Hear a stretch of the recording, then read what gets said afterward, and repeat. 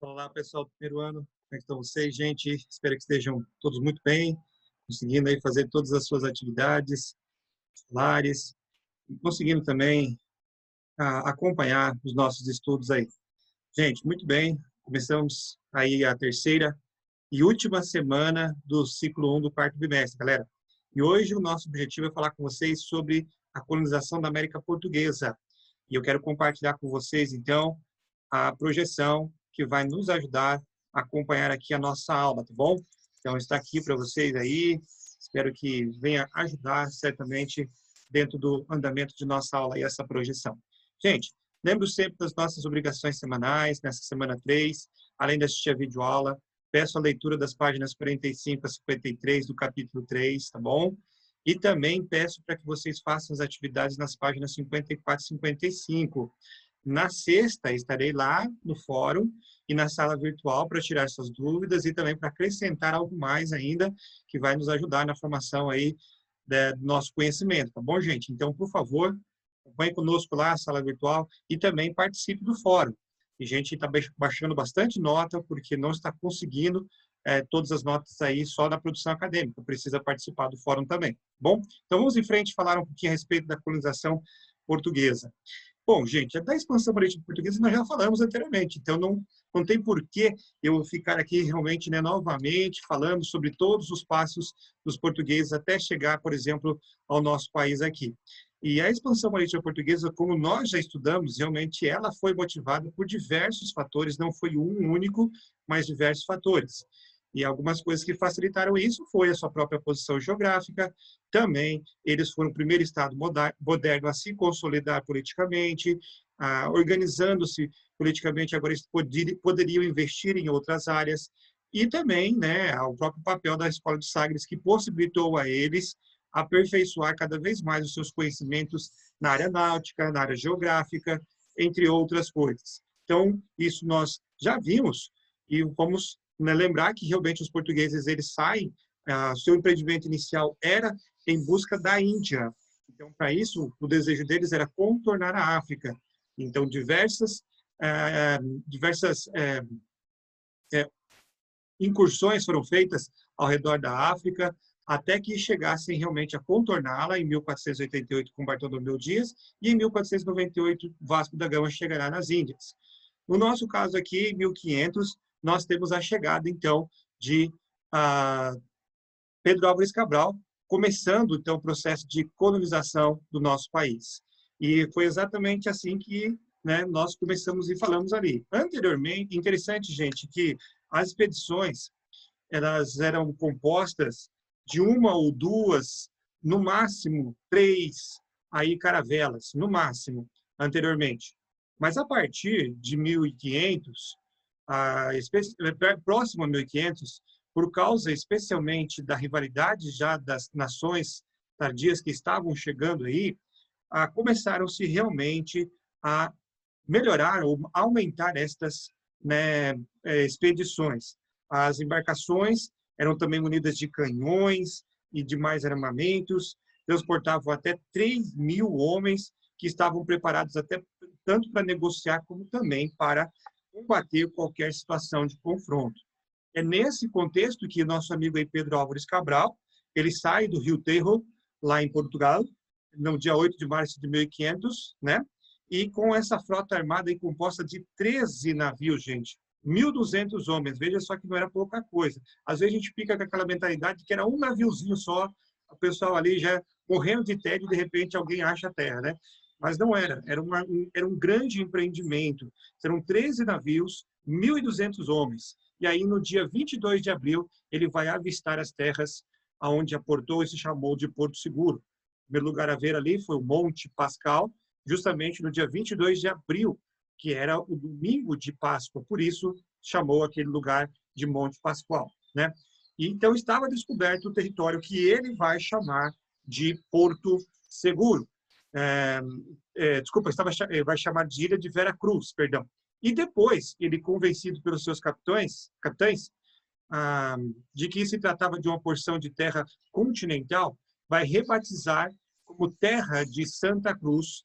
E, por fim, né, nós temos o nome atual do nosso país, chamado Brasil, em razão, depois da descoberta aqui desta madeira, o pau-brasil, né, que é aquela árvore que tinha a cor de brasa, por isso recebeu o nome, então, de Brasil posteriormente. Bom, gente? Bom, continuando aqui, nós vemos também que o recebimento das terras brasileiras não vai representar para o reino português assim mudanças econômicas assim muito grandes, né? Principalmente porque os interesses ainda eram baseados nas especiarias que estavam lá na Índia. Então, ainda estavam realmente muito concentrados nesse sentido. Então, inicialmente, o Brasil não foi tanto assim explorado, não houve assim uma grande comoção em busca da exploração do nosso país. Só que, como nós estudamos em relação aos espanhóis, a ameaça estrangeira vai mudar este fato, né? Agora, eles vão realmente procurar cada vez mais tentar intensificar a relação com as terras brasileiras. Então, agora, o interesse no continente, que os outros, né, países começaram a ter, faz com que os portugueses realmente comecem a tentar cada vez mais um processo de colonização, né, das nossas terras, justamente por causa desta ameaça estrangeira.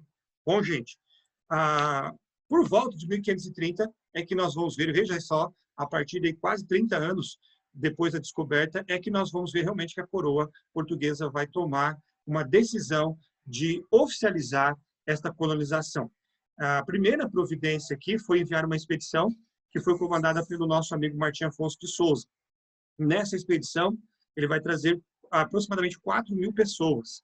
E aí a intenção dele certamente era uma incursão cada vez maior para o interior, a fim de explorar todo o litoral brasileiro, né? Entre as regiões da atual Maranhão e também do Rio da Prata, tanto lá para o norte como para o sul do Brasil. A intenção realmente foi esta, para tentar realmente cada vez mais colonizar esta região aqui. Bom, dito isso, gente, nós podemos encontrar aqui também um papel muito importante, que foi a ação dos jesuítas e dos povos indígenas que nós tínhamos aqui, né?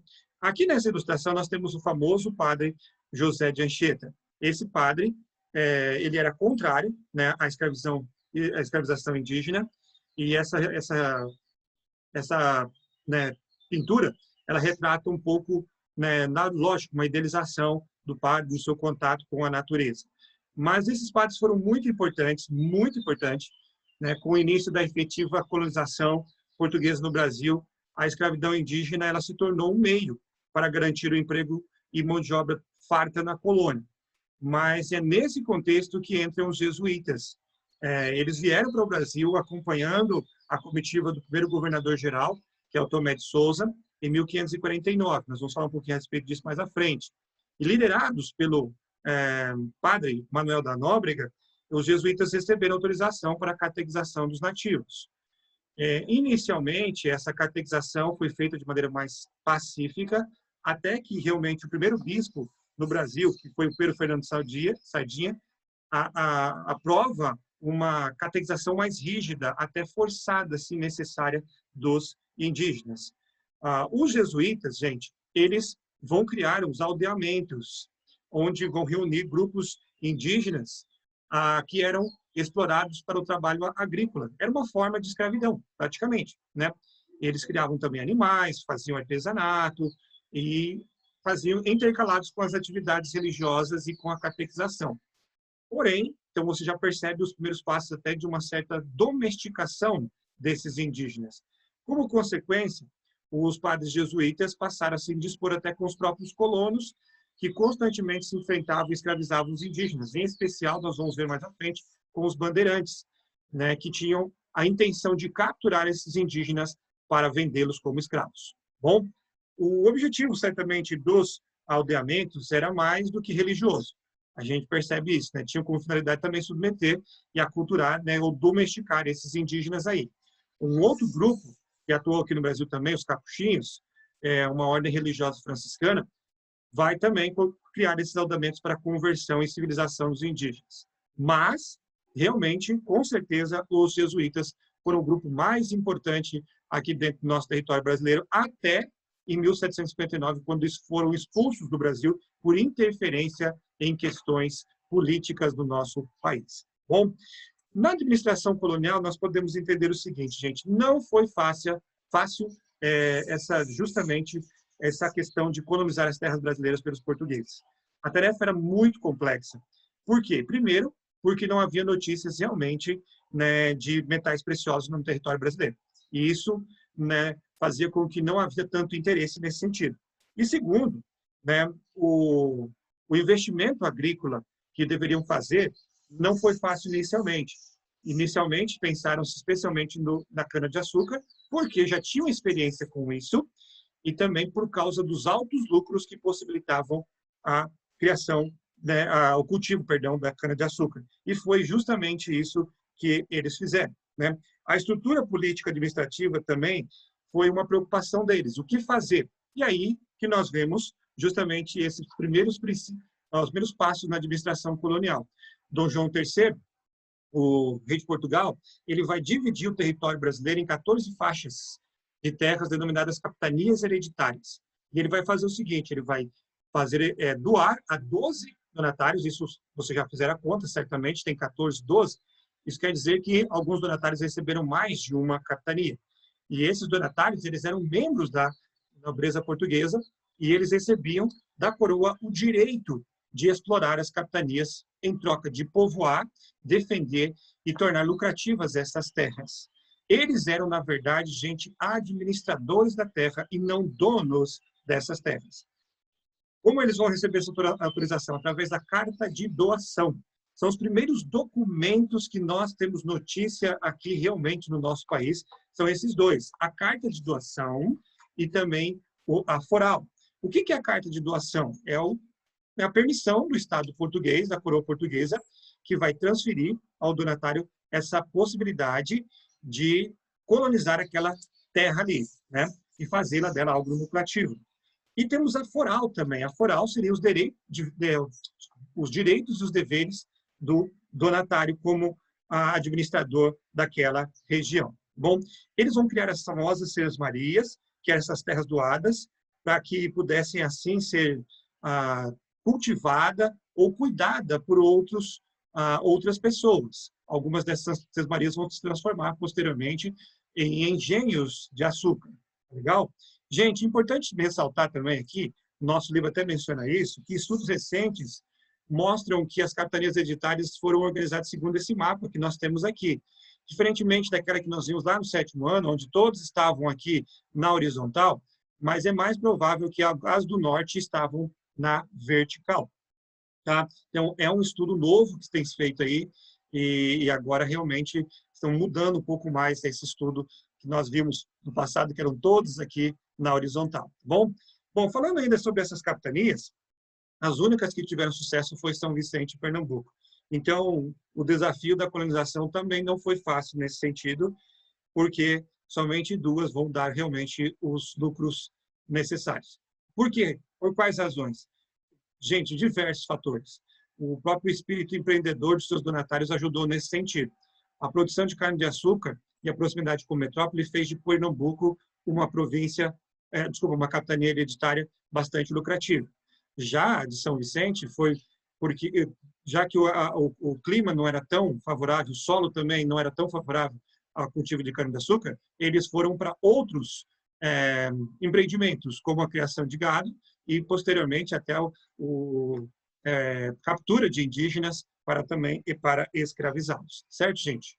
Bom, a outra tentativa no Brasil foi a do governo geral.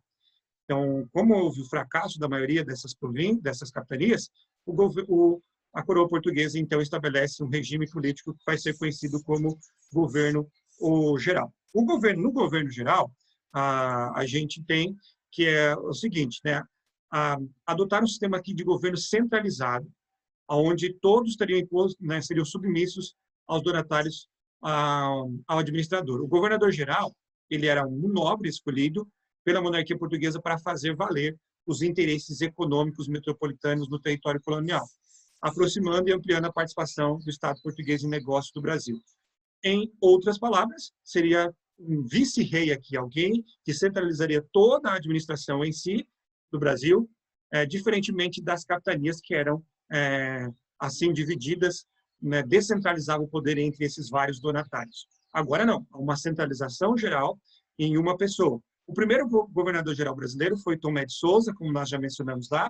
Ele vai centralizar a administração em Salvador e vai ser quem vai trazer esses primeiros jesuítas para o nosso país. Nós tivemos também Duarte da Costa, outro governador-geral, que enfrentou outra grande dificuldade, que foi a invasão dos franceses na região do Rio de Janeiro. E, posteriormente, nós temos também Mendes Sá, que, através da Confederação dos Tamoios, conseguirá, né, expulsar os franceses da região. Né? Portugueses e franceses vão aproveitar ali das rivalidades entre os próprios grupos indígenas e também, posteriormente, para retirá-los daquela região. Bom, e ficando-se assim totalmente nas mãos dos nossos amigos portugueses a território brasileiro na região do Rio de Janeiro. Bom, e a empresa açucareira, nosso último assunto aqui, e nós vemos então que a própria atividade agrícola deveria ser desenvolvida, já que não encontraram outros recursos no nosso país. O pau-brasil foi o primeiro recurso retirado daqui, em grande escala, mas ainda não justificava todo o empreendimento. E a partir de então, disso é que se tenta justificar através da produção de cana-de-açúcar. E foi no Nordeste colonial que vai se instalar a grande empresa agrícola de exportação chamada de engenho, os engenhos de açúcar. Por que que foi no Nordeste? Temos várias razões. Uma delas é o tipo do solo, massapê, que é tremendamente adequado para a produção, para o plantio de cana-de-açúcar, né? O clima quente e úmido também, posição geográfica mais próxima da metrópole, como já havia explicado, que reduzir os gastos de transporte faz com que realmente se justifique a empresa açucareira ser nesta região. É interessante, gente, de pensar aqui que